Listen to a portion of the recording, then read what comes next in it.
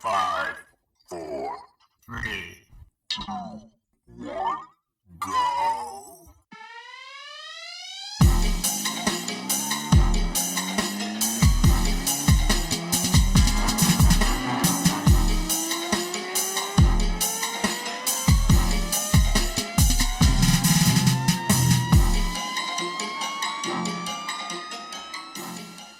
Welcome back to Fantasy Football Unfiltered. You're with Trent Seibel and Joe Marshall. That is at TDRex43 and at PPR_Jesus.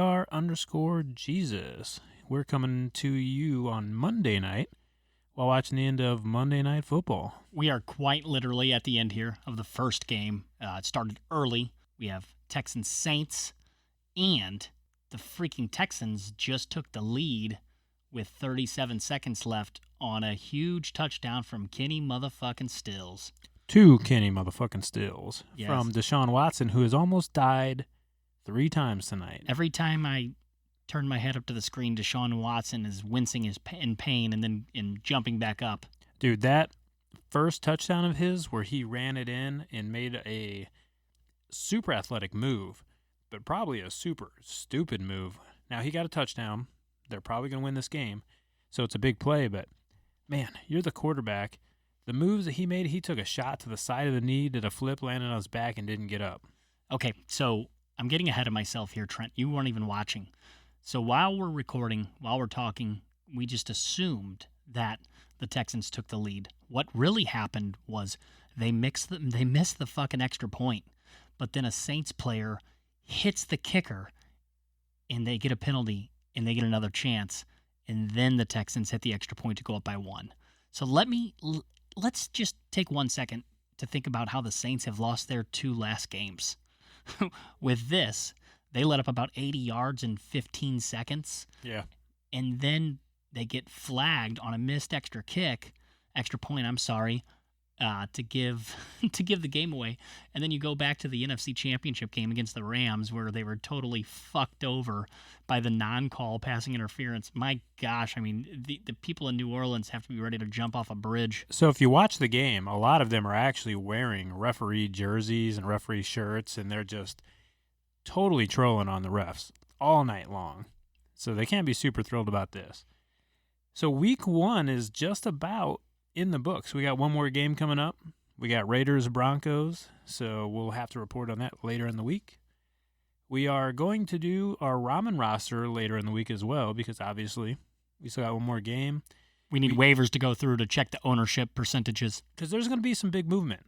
There were some guys that were less than 50% owned that are definitely going to jump, and we're going to talk about them as well.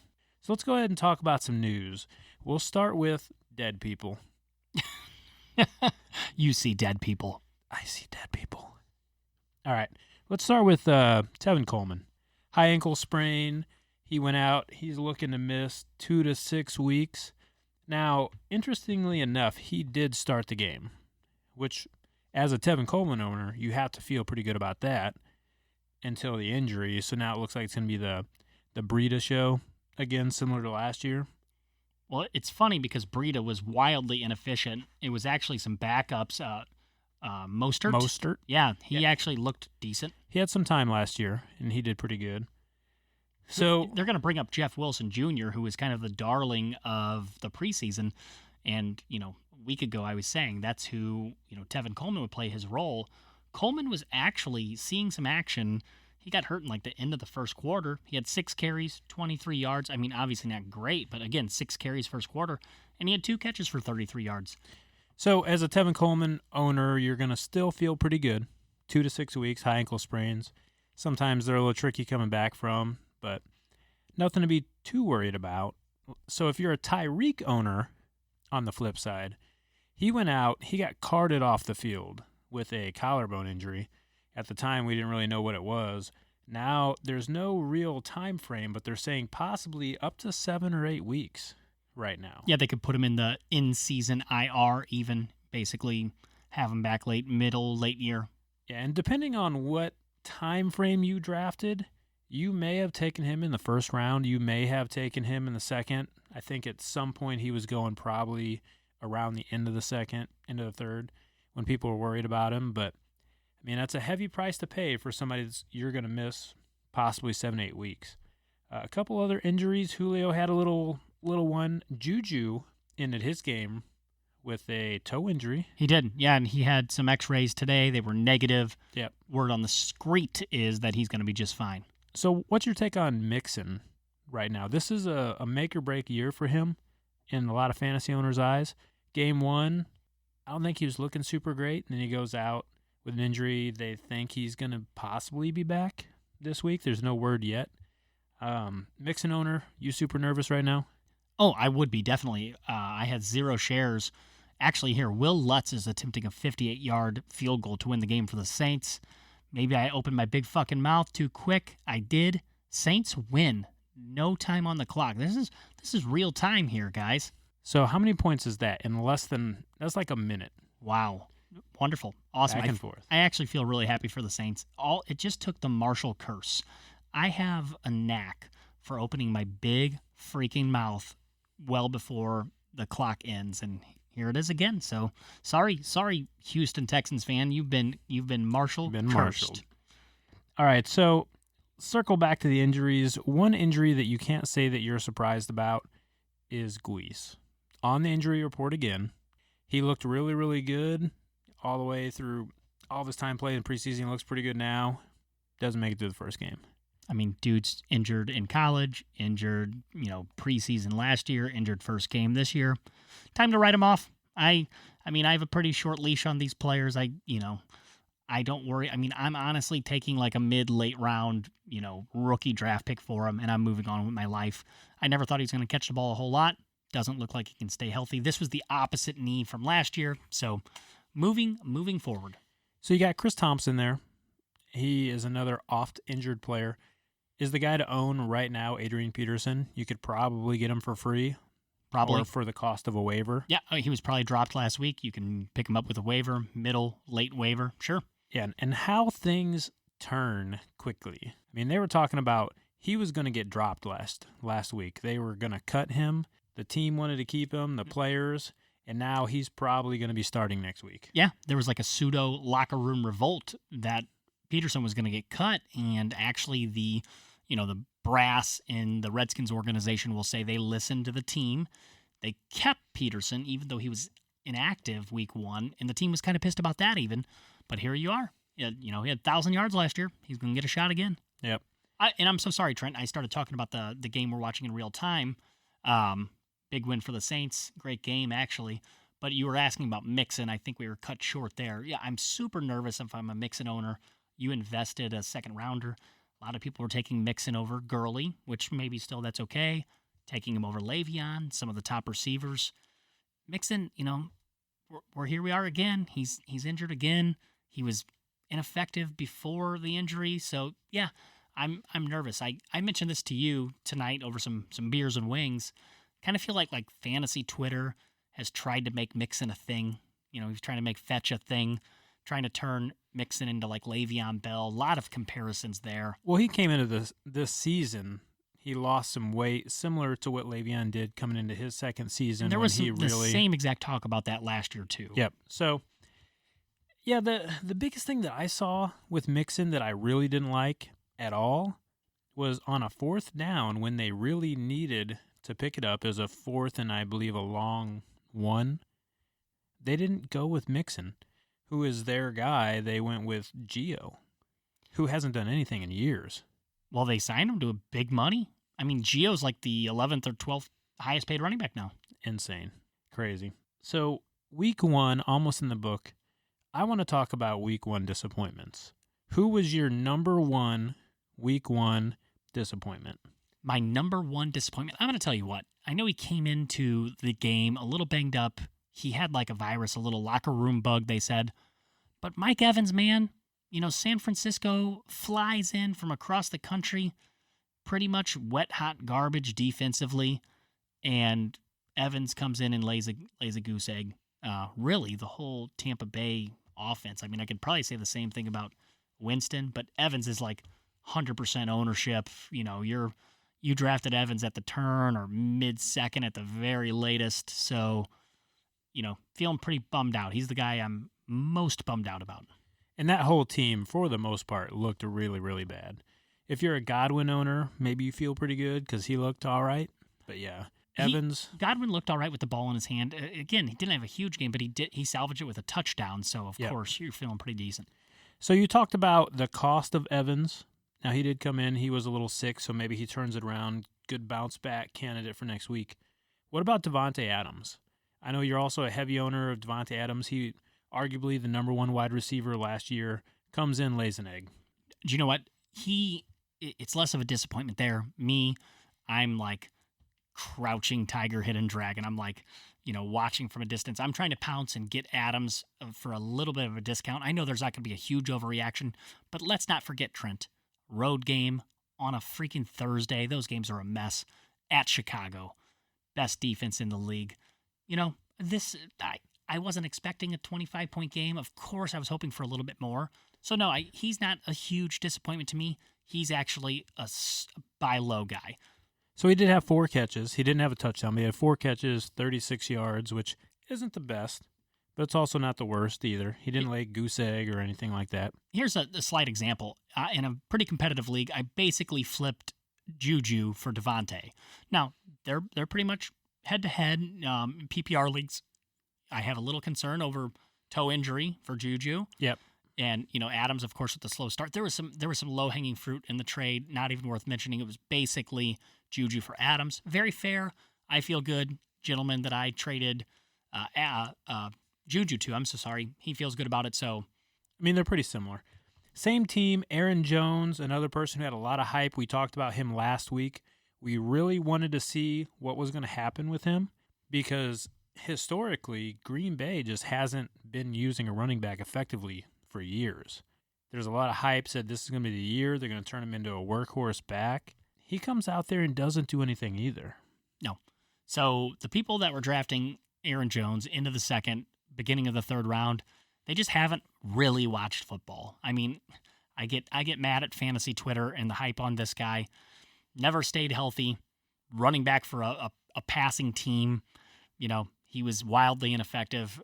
If I could ship him off, if you own Aaron Jones, maybe look at some of the younger rookies that hit this past week, but I don't think you're going to get much return out of him. I'll tell you a guy that I was really disappointed in. I expected big things from him. Coming back and a good offense. The loss of Tevin Coleman, he's supposed to be a workhorse guy, Devonta Freeman. He comes out 3 points. That whole offense didn't really look super great, but Devonta Freeman, I expected big things out of him to come out with 3 points. Another guy you're investing a pretty good pick in. Yeah, probably 4th rounder-ish. Yeah, so maybe he turns it around, but he's another guy I'm super nervous about every league that I have him. So I had 0 shares, and it wasn't because he was like on a do not draft list. By the way, Aaron Jones, do not draft list. Not many people make me look smart. So far, Aaron Jones made me look smart. Freeman, I just didn't end up getting. His cost was a little bit higher than I was willing to pay. But, the Falcons in general were really terrible. But, yeah, you're pretty disappointed here. Vikings are a good defense, of course, but Freeman, you were hoping he bounces back. Like you mentioned, no Tevin Coleman, so you were hoping that something could happen there. So another guy that I know that you didn't really like, probably I would say do not draft list for you, that made you look pretty smart, Sony Michel. He's a guy that I've had high hopes for. I was hoping he'd come out and do pretty good, but Sony Michel put up 1 point. They first-round pick. They invested in him. You'd think they're going to use him, but it was a committee, just like what they do. I'm always pretty nervous to talk bad or good about any Patriots player, but Sony, he's been a guy. He's had his own injuries, doesn't really catch the ball. They spread the ball out a ton amongst, receivers, slot receivers. They use 3-4 running backs. Michelle got some carries, 15 carries, but Trent, 14 yards. The Steelers were wet-hot garbage, but one thing they were able to do is know that when Sony Michel's in the game, they're going to run it straight up the freaking middle with him. They're not going to do a whole lot else with him. So one guy that had a pretty decent game, but I personally was disappointed in, Tyler Lockett. So he ended the game. Interesting. Let's hear your take here. Yeah, so he had 44 yards. He had a touchdown, but I think he had 2 targets the whole game, right? So when it comes to points, 1 catch, 44 yards, 1 touchdown, that's 11 points. That's not the end of the world. That's not, I mean, he outscored Mike Evans. Yeah, you cut me deep. Cut you deep. He outscored friggin' Devontae Adams. Juju. Yeah. But the problem here is that if you took Tyler Lockett, it's because you had Doug Baldwin leave. You saw these targets opening up. You expect more targets out of him, and then to see him get 2 targets, you're starting to fear that maybe he's the same guy he was last year, and that's fine. He was fine last year, but that's not why you drafted him this year. Yeah, and it's, we all said collectively, like, hey, that was an awesome season. Like, his efficiency metrics were, like, all-time great. It's like, nobody can keep that up. Well, he's keeping it up so far. If he can continue that, it's all good and well, but like you said, Trent, I agree with you 100%. What you were looking at was his numbers, and you said, okay, we're going to see a little bit of a regression in touchdowns, but that's okay because we're going to see more volume in targets, receptions, yards. That wasn't the case at all. Nope. And the announcers, if you were watching the game, they were literally saying 0 targets for Tyler Lockett, and they were talking about how weird that was. And then you just saw the same thing that you saw last year. They needed a big play. Tyler Lockett ran across the middle, downfield, and he took a perfect pass all the way into the end zone. He's the big play guy. We want him to be more. Looks like that might not be the case. So talking about Seattle, we can move on to our Week 1 heroes. Now, when I say Week 1 heroes, I'm not necessarily talking about the best players out there because there's going to be a lot of those best players. I'm talking about the guys that we saw out there and that we, let's say, pleasantly surprised. So who do you think was your biggest pleasant surprise? I know you talked a lot about A.J. Brown. Oh, yeah. A.J. Brown, there was a couple things here. Turns out I have a massive man crush on A.J. Brown. You know how women like men in uniform, military guys, police officers? So you like men in uniform, military guys, and police officers? I didn't think I did, but I like A.J. Brown in uniform. Yeah? He freaking looks the part, man. He is huge. In that uniform, he looks like a man amongst boys. I thought it was the second coming of Calvin Johnson. And then watching him streak down the field, hunt down a couple long balls. I know he's on the Titans. I know they want to run the ball. Mariota has never really been known as a gunslinger in the NFL, at least. But he's pretty exciting. So pleasantly surprised if you held on to A.J. Brown. He had low ownership, but we do a lot of different formats now around keepers, rookie keepers, dynasty. Hold on to him. He certainly looks the part. And Tennessee actually looked pretty good this week. It's Week 1, but they were moving the ball. They were scoring some points. It's like they get it done. And, we've seen them in the playoffs recently, and they do score some points. It's never like pristine, pretty. There's never a flow like you're going to see with the Chiefs or the Patriots. But I'll tell you what, Derrick Henry's going to come out of a pile of 4 or 5 tacklers, and he's going to trudge his way into the end zone for 60 yards. And, they have a couple receivers that can make plays. We're talking about A.J. Brown. Corey Davis had 0 receptions. He's about done. He's on my fucking dunzo list. I traded for him just so I could drop him because he's done. Out of here. All right, so we talked about Seattle. I want to talk about DK Metcalf. He's a guy who had a lot of hype, but we talked about it. He can't really tie his own shoes. So we were kind of worried that he wouldn't be good on the field. It definitely did not look like that. Yeah, he looked good. Streaking down the field, 4 for 90, roughly. Yeah, the talk was Tyler Lockett becomes the number 1 wide receiver there. We already said it looks like Lockett's going to be the same thing that he was, and a lot of that probably has to do with the fact that it definitely looks like DK Metcalf is the guy that they have in their plans as their wide receiver number 1. Yeah, and do you know what? We've never been able to see Russell Wilson have the luxury of like a true-to-form wide receiver 1. I just said how AJ looked the part. Same exact thing here, Trent. I hate to sound so redundant, but he's 6'4". He just looks massive out there. He plays almost bigger than that when you watch him because, again, he's not very agile. He's pretty straight up and down and stiff, but, again, he's a beast. There was a lot of people, yourself included, that was saying, hey, let's consider this guy maybe at tight end or maybe out of like a slot. Yeah. I don't think he has like the agility for that. I understood what people were saying, but yeah, I mean, he came out. Hopefully he could stay off the injury report. But very exciting what we saw out of a lot of the young receivers. So let's talk about Hollywood.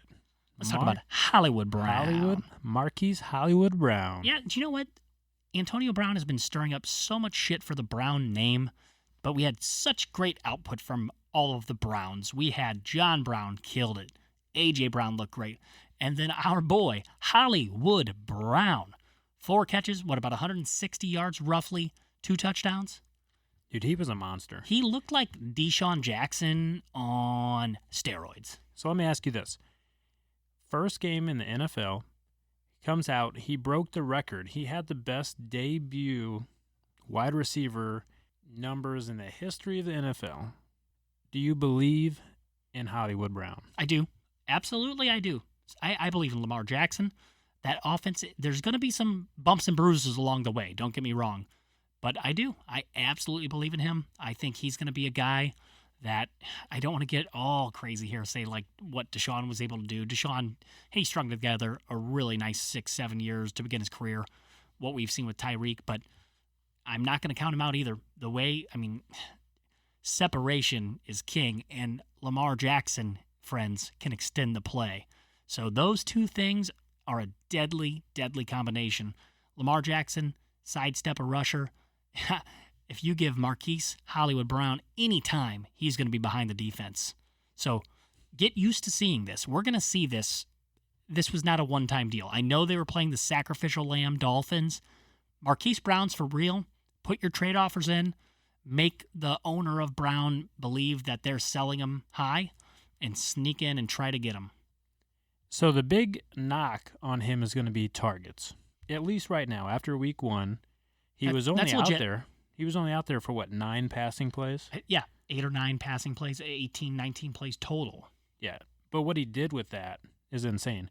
So do you expect to see him out there more, or do you expect his usage to kind of stay the same as what you saw week 1? Oh, no. He's going to be out there more and more and more every week. Now, let's not forget he missed some time in off-season workouts and preseason. Yeah, he was fighting some injuries from even before training camp. Yeah, so this was really exciting. The youth movement at receiver really pumped. I mean, you have guys, Trent. We have Antonio Brown, 31. A.J. Green, 31.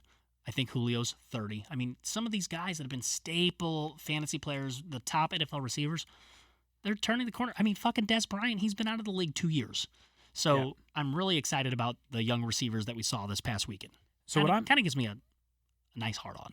So what I'm super excited about is in the dynasty formats, these are the kind of guys that make dynasty exciting because you've got guys like Antonio Brown. You've got guys like A.J. Green. Sure. Those kind of guys that can win the championship for you. But then you've got these young guys that, as of week 1, right now, if I offered you, if you're not a contender, and I've got Marquise Brown and you have A.J. Green, are you going to give me A.J. Green for him? I am a contender, and I would give you A.J. Green for him. So what if you had Antonio Brown? Let me deep breathe in the microphone. No, I would keep Antonio Brown right now. As a contender, or if you're not? Because that's dynasty, that's okay. Both sides of that spectrum. Yeah, that's true. I mean, if I just truly knew I was in the gutter, I might be interested in that move. AKA rebuilding. Sure, but I would be trying to get a little bit more if you have auction dollars or picks. First round pick. Something like that. Yes, I would. Truly, I think that's a fair trade across the board.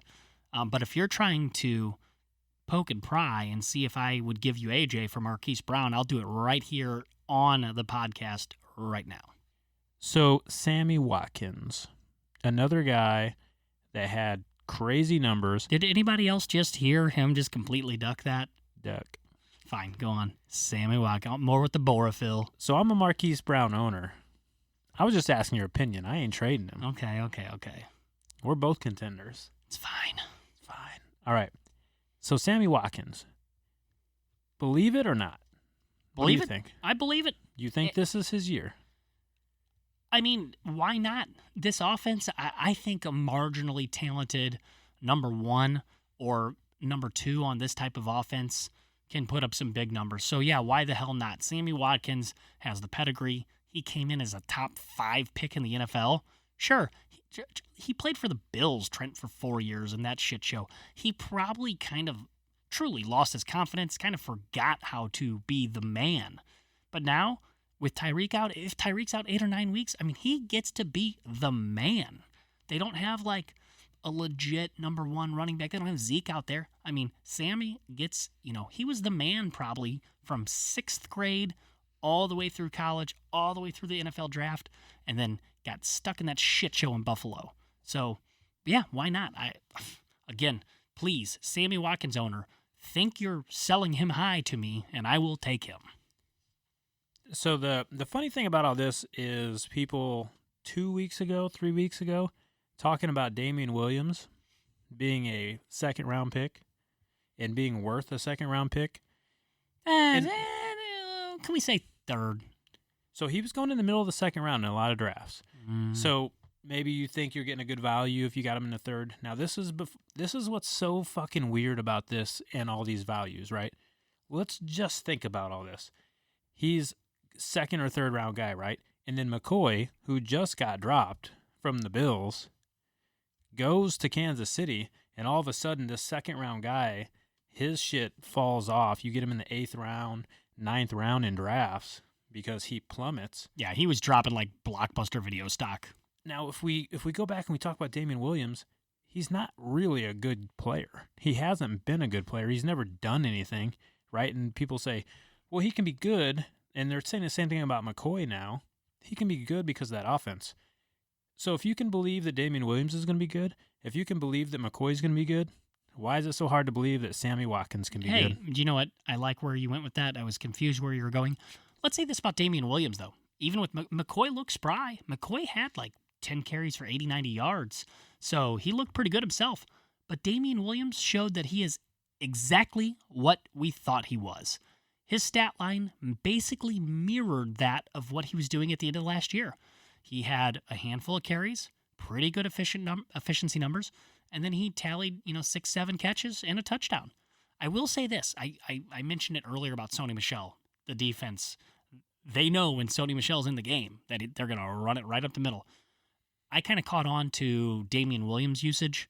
They really run the same pass play. They just switch different sides of the field. You're exactly right, Trent. Yeah, they run this little swing pass out to the sideline. Absolutely. Now, Damian, where you said he's not a good player, I think that's kind of a dick statement because he's able to make the first guy miss. Again, he was buried in Miami. Half of the team in Miami right now, their agents are getting a hold of the GM down there. Saying they want to trade. What the hell? So, Damian Williams, unfortunate situation. He's in a great one now. We get a chance to see what he's made of. But, if you were jumping off a bridge a week ago because you did draft Damian Williams in the late 2nd, 3rd, early 4th, you're going to be all right. He's going to score some points on this team. Yeah, if you're in the highest scoring offense in the league, you don't have to be out there every single play to score. And that's not what he was last year anyways. We talked about it last week. Sure. So another guy, pleasant surprise, I've got to say Dalvin Cook. I mean, he's a guy that we've kind of both talked shit on a little bit. Ugh. Just what I say, a player can't make me look smarter than Aaron Jones. A player can't make me look like more of a dumbass than Dalvin Cook. I've been burying Dalvin Cook for like a year and a half. And all offseason, I've been defending Gurley and his damn arthritis, and I've been citing Dalvin Cook. I'm like, everybody's down on Gurley because his knee hurts. Guess what? Fucking every running back's knee hurts. And then I would always bring up Dalvin Cook. He's had 67 ACL injuries. He's played in about 40% of his potential games in the NFL. And I will say this, Trent. He looked like the fastest player on earth. Every time he touched the ball, I was cringing that I have him in 0 of my lineups. I feel like an ass face. So you saw Leonard Fournette. If you go look at him during any kind of college clips and whatnot, he looks like a man among boys. At the NFL level, you don't really see that. But with Dalvin, that's what it looked like to me. Yeah. And again, he was able to make that first guy miss, and then he was just gone. He would find the seam, and he just looked world-class fast. I hope he holds up, because it's not like when I'm saying I don't believe in a guy because of injury. It's not that I want him to perform poorly. Like, I'm definitely pro players scoring a ton of points. I think it's awesome. I just happen to have 0 shares of this player. So another guy that came in who looked real good, you picked him up in a lot of leagues once you picked up AB, Tom Brady. So what was really good about Tom Brady, I think especially this year, Andrew Luck retires. A lot of teams are scrambling. I think a lot of people probably picked up Tom Brady. He's out there in a lot of leagues, especially 10-team single quarterback leagues. And in a lot of cases, he's probably going to be the savior for these teams that lost Andrew Luck or Lamar Jackson. Hilarious. Tom Brady was like a free agent in basically 50% of leagues a week ago. I was able to snatch him up in 2 very competitive leagues the second that the news hit with Antonio Brown, went to the waiver wire. There's Tom Brady in a couple leagues. 10-team leagues, a lot of teams are only carrying 1 quarterback. I do play in some keeper and dynasty formats. I picked him up in Dynasty League.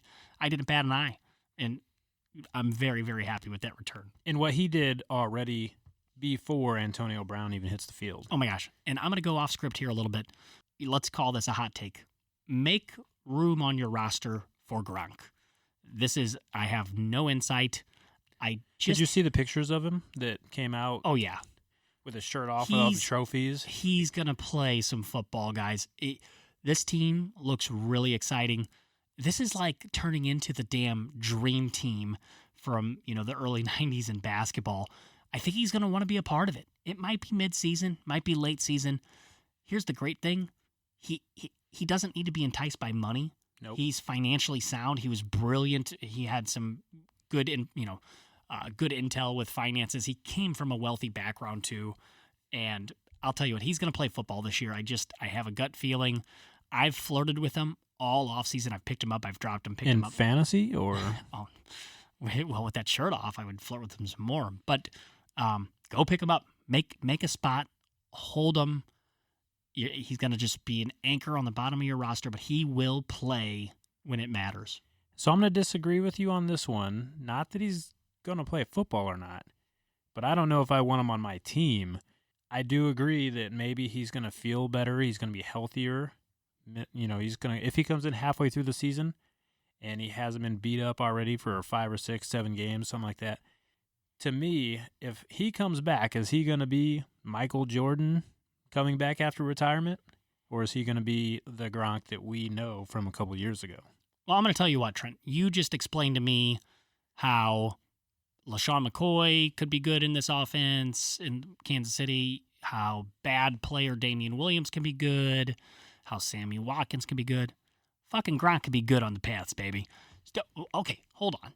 Freaking Jason Witten got his walker out with the tennis balls on the bottom of it. Scored a touchdown. So did Jimmy Graham, man. So yes, Trent, great question. No, he could be good. He could be close to Gronk of old. He's dominant. All right, so let's go ahead and hit the break. When we come back, we are going to talk a little bit Olympic. We are going to talk about Overreaction Monday, and we're going to talk about how Joe's wife has spies. Every time you put me on hold, there is obscene music playing.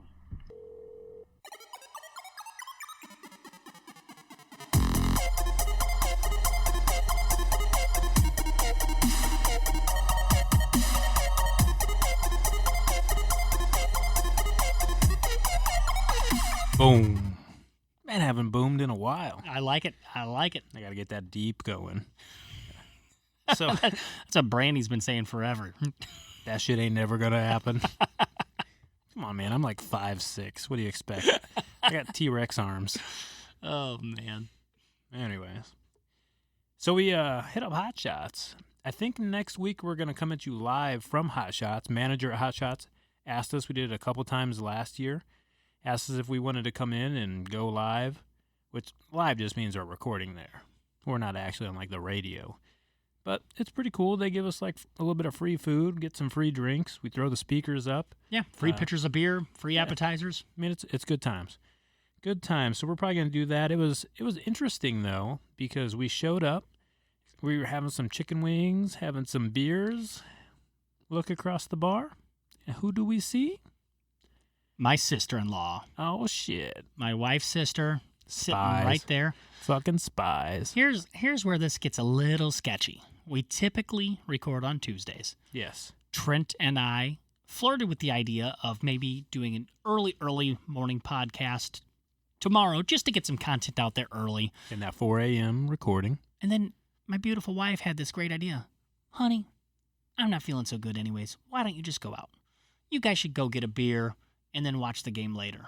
And I said, dear God, that sounds wonderful. What the fuck is going on? And then it's like she just was sending me out to a trap, trying to see if I was going to get in some sort of trouble. That shit's like entrapment. I know, but I sniffed that shit out. Dude, Casey was like ducking down behind the bar and shit. She was like, dude, we're never sit over there either. No, we don't. And also, she lives like 40 minutes away from there. Yeah, it sounds fishy. Yeah, I've got some questions. Yeah, we're gonna interrogate her, get the light out.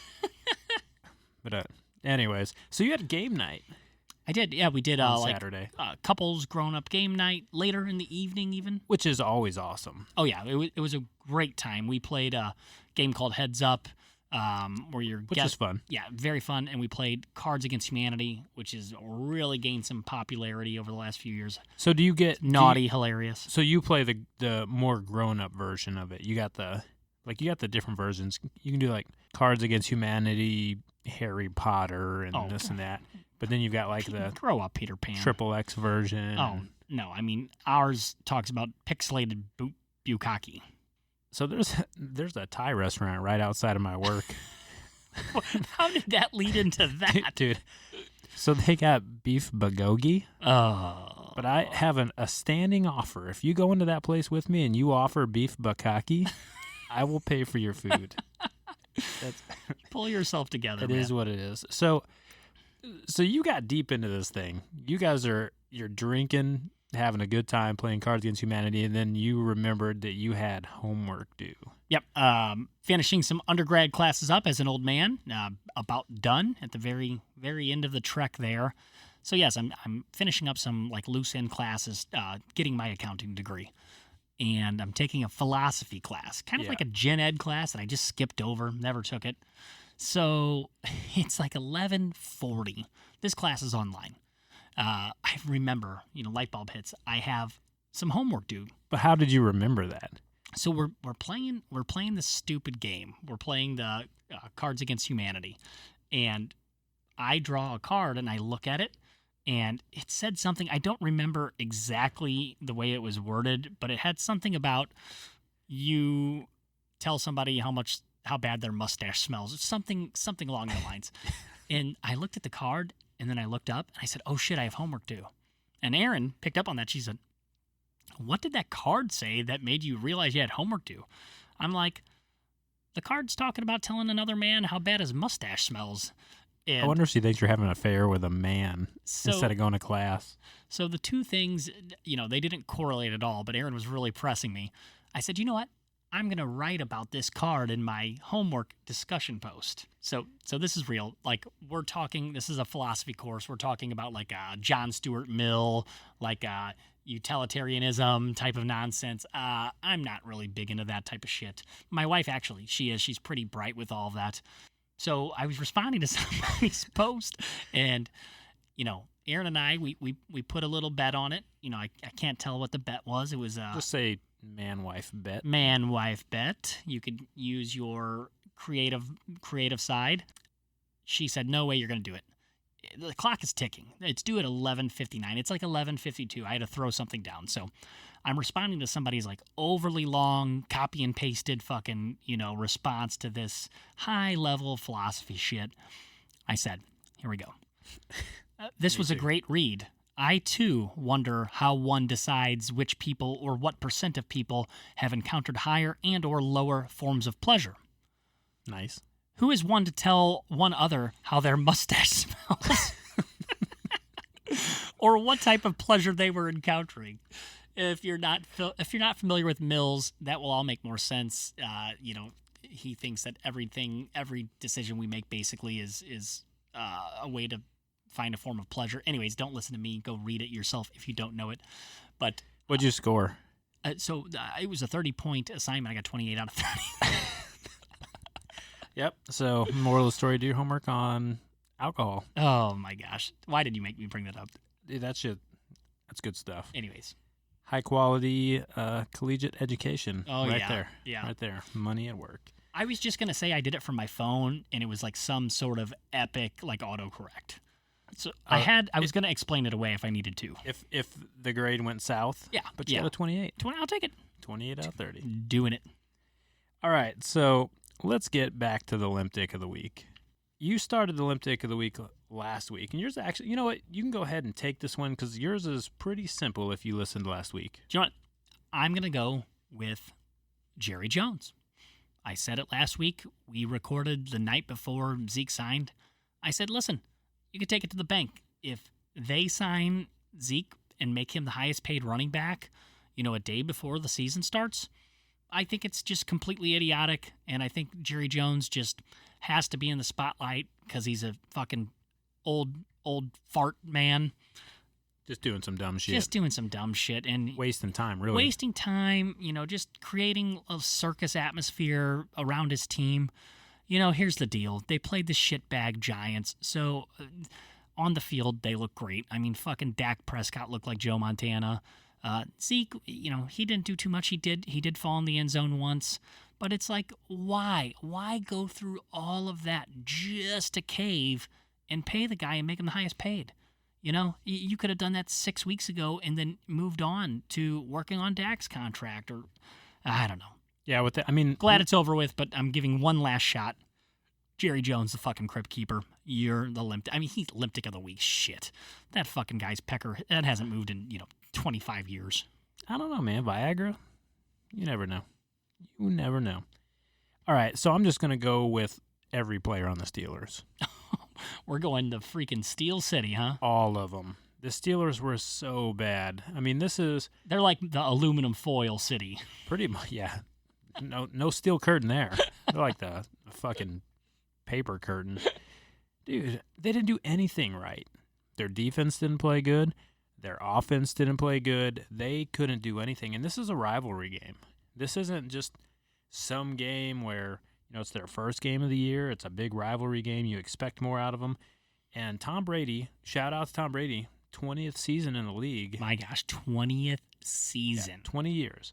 He came in and just carved them up.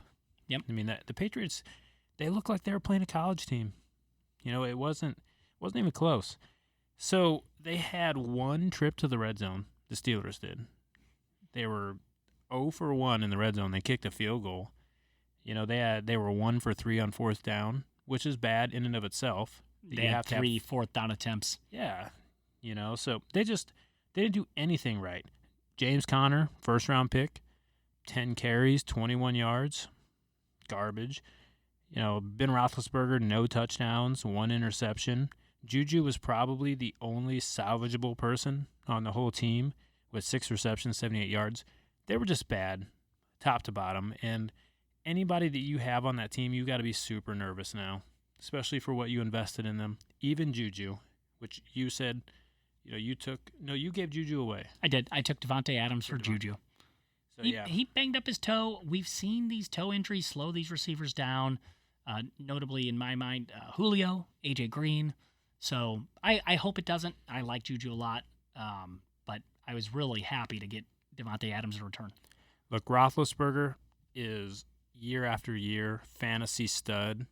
He puts up good numbers. He gets banged up a little bit, but, man, he dropped a ball as a bad snap, and instead of just jumping on it, he looked like a crippled old man trying to gather that ball up. Yeah.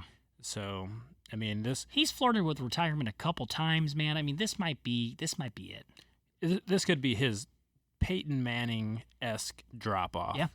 Hey, listen, I hear you. We're watching the Raiders-Broncos Monday night game here, week 1. We're in the third quarter. Notable play, Josh Jacobs just scored his first touchdown, went up and over the pile. Nice little move. He's in. They're going to review it, but he's in.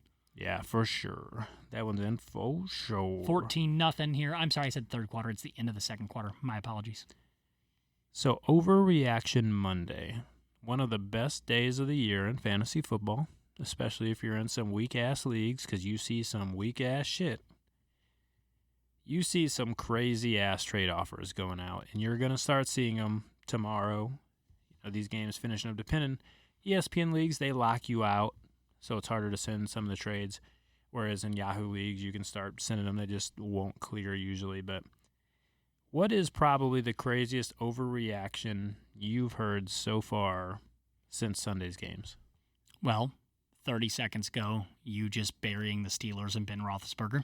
I would say that's on a list of overreaction. That might be a reality, Yep. but those are the type of things you're going to hear. You're going to hear that from the Steelers, and it might be true. I'm teasing you a little bit. The Falcons, the Falcons players, Julio, slow game. Matt Ryan looked like wet garbage. Devonta Freeman. So you're going to have that type of overreaction where people are burying teams that have played and lost one game. Devontae Adams, he played against the Bears on the road. He played against Kyle Fuller, very good cornerback. But then on the flip side, you're going to get, overreaction on guys like Sammy Watkins. He's all of a sudden worth Odell. You're going to get overreactions on the rookies. People get dynasty brain. I'm in a very competitive dynasty league. It creeps into my brain. I'm in my standard leagues, my regular season PPR leagues, and I start getting dynasty brain where I'm like, no, I'm not going to give you fucking Marquise Brown, my hotshot rookie, for Julio Jones. No. Yeah, exactly. So, just watch out for those type of overreactions. What do you have? What kind of overreactions are you looking at? So the ones that I've heard the most since Sunday, probably the top one is that all of a sudden Sammy Watkins is a wide receiver 1. Overreaction? You said it earlier that you believe in Sammy, but him as a wide receiver 1, do you believe it? If Tyreek Hill is out 8 games, I do. All right. I do. That doesn't mean I'm giving Julio or Odell for him, though. No. I mean, I've seen across some of these leagues, I've seen these people talking about some of these trades. Like, people are talking about giving up Ertz for Sammy Watkins. Yeah. If you're in a league that has to start a tight end, Probably keeping Ertz. yeah, that's a bad move. Yeah. Eckler is a running back number 1. Do you believe it? No, not a running back 1. I really love him as a flex or rotational running back 2. Again, he had a great game, caught a lot of passes. Melvin Gordon has to feel like the biggest asshole on earth. He could have been the limp dick of the week easily. He was given props. My Eckler scoring those touchdowns, and I guess he kind of has to. Yeah. Air quotes, he's got to. But he's got to be feeling stupid. He was offered 4 years, $40 million to do what Austin Eckler's doing for about $500,000. Yeah, and plus like incentives. like a food allowance. Yeah. They give him like a fucking gas card. Yeah. Oh, man. All It's right. going off the rails. Yep. Marquise Brown. Trent's drinking vodka tonight, folks. Well, I didn't start off drinking vodka. Yeah. Started finishing. off with the Mick Ultra, finishing with the vodka Sprite. You're finishing strong. Strong. All right, Marquise Brown is the next Odell Beckham Jr. I know Trent's pulling these from like tweets he saw. That's just like a really bad comparison. But I'll tell you what, I like Hollywood Brown, man. Hollywood Brown, he put up the numbers in college. I like Hollywood Brown. I would start comparing him to the players he's more similar to, historically, like Steve Smith, what we've seen with Tyreek, Deshaun Jackson. Yep. I think he could be that. He's good. Now, again, this offense, they want to run the ball. Harbaugh would rather run the ball 40 times a game. So that's going to hold him back. He's going to be frustrating. There's going to be games where he goes 1 for 16 when he plays a team with a good secondary. They could maybe bracket coverage him with a guy like Xavier Rhodes, safety over the top. But, I think he has it. I do. So he had the best debut game of anybody in NFL history, wide receiver-wise. But saying he's Odell didn't start off so great. No. Jump in the time machine. Let's go back. It's like 6 weeks injured to start his career. Yeah, hamstring injury, didn't look super great. And then I dropped him, and then all of a sudden he was making backflip catches against the Cowboys. Yeah. Deshaun Jackson, wide receiver 1. Oh. Overreaction? Yeah, overreaction. That's one of those deals where it's like when a baseball team brings in, a hotshot AAA pitcher late in the year. Yep. And he's fresh. All these other players have And played. nobody's got game. Yeah, nobody has film. script on them or anything. Exactly. It's kind of like that with Deshaun. Like, nobody knew what to expect or how the Eagles were going to try to use him. And do you know what they did? They turned back the clock. They got the time machine, and they dialed it back, and they just had him blow by everybody and go over the top. I just think moving forward, he's not going to surprise anybody. Hey, if he's out on the waivers, feel free. Go make a play. But don't overreach for Deshaun in a trade. Lamar Jackson is Mahomes 2.0. That's an overreaction. Now, what Lamar Jackson possibly could be. Cam 2.0? Deshaun Watson 2.0? Yeah. Maybe. Deshaun never ran as well as Lamar Jackson, and Lamar Jackson never passed as well as Deshaun. But I'll tell you what, he can create with his legs, and it seems like he's getting coached up really well to create space and time with his legs and then finish it off with his arm. And that's what we saw, which was really exciting. Now, that was the Dolphins. The Dolphins would lose to about 65 NCAA teams. So we'll see. So, yes, that is an overreaction. I own Lamar Jackson. He's a sell to me. I'm trying to see. Quarterbacks don't hold the same type of value, so I'm gonna try to pimp Lamar Jackson out there for maybe some players that are injured or package him in some sort of trade. So one of the things that you hear a lot, you always hear with Alabama, just something you just said about the college teams, right? Roll Tide. Roll Tide. So people always talk about Alabama would be able to beat the worst NFL team, and then when you really look at it, you say, nah, that would never happen because the worst NFL team is still full of all of the best people from Alabama, right? But this Dolphins team, they not applicable. Yeah, they might actually lose to a college team, and it's not necessarily because they're not as good, but I don't think anybody on that team cares about winning right now. No. That team is tanking. Well, do you know, and I think we saw some of it also with like what happened with Kenny Stills, and there has to be somewhat of a rift between the players and the ownership. Not only like management, but ownership. So I don't think the players want to play for this team. They have no identity, more than any other team in the league. And it's been going on for fucking years. They have just absolutely no identity. They have no starting running back. They have no semblance of a committee that works. Nobody knows who the number 1, 2, or 3 receivers are. Quarterback. Yeah, I mean, they brought in Rosen, Who's their star defensive player? I don't even know anymore. Yeah, so you hit that right on the head. They don't have any position that you can be excited about, and they haven't for a long time. So people talk about them tanking, and that you would think in the NFL that doesn't really happen, but it looks like that is happening in Miami. Let's go back about 7 years. The Colts, when Peyton Manning went down, they tanked. I mean, that was legit. They tanked. It worked out. They got Andrew Luck, but kind of worked out. Yeah, I mean, it worked out. When you go from Peyton Manning to another perennial Pro Bowler right on the heels, they didn't win a freaking Super Bowl. I get that, but in the grand scheme, it worked out. So let's go ahead and finish this off with garbage time heroes. Oh, garbage time, like the player scoring fantasy points, like when it's kind of at the end of the game, not mattering. Game's over, scoring points for no reason whatsoever. Garbage time hero. Oh, who's your trash can man? The trash can man. Who's your trash can man? Yeah, I'm asking you. Yeah, you take the lead here. I'm taking the lead on this one. I'm going to go Julio Jones. Ha ha ha, Julio. So Julio had a decent end of the day number, but up until basically their last drive, he was only like 4 catches for 20 yards. He ended up 6 catches for 31 yards and a touchdown, which for Julio isn't super great anyways.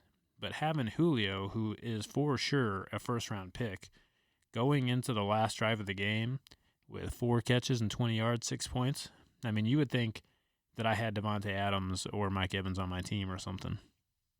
I like it. I mean, that one's legit. He had Xavier Rhodes on him, who is a really underrated corner. They obviously game plan him for him well. Do you think at all Julio was distracted with, the contract situation that literally went until the day before? He might have been with his preparation, but as of game time, he's got to be feeling good. Now, the thing I worry about, I looked at that contract. It's almost all guaranteed and upfront money. Oh, yeah. that scares me. He's got to play for 3 years, and he doesn't really have a reason to anymore. You know what I mean? I do, absolutely. You have to be a little bit afraid of that. So I understand the question. I'm gonna go a little bit of a different way with it. Okay, we all get mad at the garbage points. You'll see a team losing by 30, and then somebody's scat back running back will catch 5 passes for 45 yards. C.J. Anderson. Yeah, especially when it costs you the championship. I don't want to talk about it. C.J. Anderson. C.J. fucking Anderson. Okay, I'm gonna go with Case Keenum and the Washington Redskins. Let me play out a little Las Vegas scenario where the Eagles were favored by 9 points. So the Eagles were giving 9 points. There's about 4 seconds left in this game. Keenum can sit on it, go into the tunnel, game plan for next week. Nah. Basically, with time expiring, throws a touchdown pass. That's how we roll. Covers them 9 points, baby. Vegas. And Fuck. That's it. Then there's the gun. It's over. I mean, that is garbage. I mean, that's like the real heart attack shit. Those people that are gambling at high levels, it's different than fantasy. Sure, I cried in the shower when C.J. Anderson lost me the championship. Okay, that's real. But, I mean, these guys, this is the fucking Widowmaker type of shit here. This is like, the cold cut trio fucking sandwich clogging arteries. When fucking teams cover for no reason, and then the conspiracies come out from the bettors. It's hilarious. Listen, I take it back to last year. I had a buddy that's really big into that daily fantasy, and you got the Rams playing in the late game. It's the end of the game, and buddy of mine basically is right there. He knows he's literally says if Gurley busts off this run and scores a touchdown, he wins his daily fantasy, gonna win some good money. Yeah, like $1,000 or more or whatever. Yeah, Gurley breaks it off, dude. He's jumping up and down. He's so excited. And then Gurley stops on the 1 yard line and downs it. You remember that shit? Yes, I do. Dude, he about shit himself. That was probably the worst and the best moment that I've ever seen as far as fantasy and betting, because that was nuts. I wish I could have been in Vegas and seen what that did. That had to be crazy. Anyways, we appreciate you guys listening. As always, if you like what you heard, make sure to subscribe. Give us the 5-star rating. We did refresh, so we're fresh on iTunes. We have 8 weeks of fresh ratings. So all your 5 stars do double work for us. Get us higher up the list. If you want to follow us on Twitter, that is at TDRex43 and at PPR_Jesus. And until next week, peace. See ya. Here you go.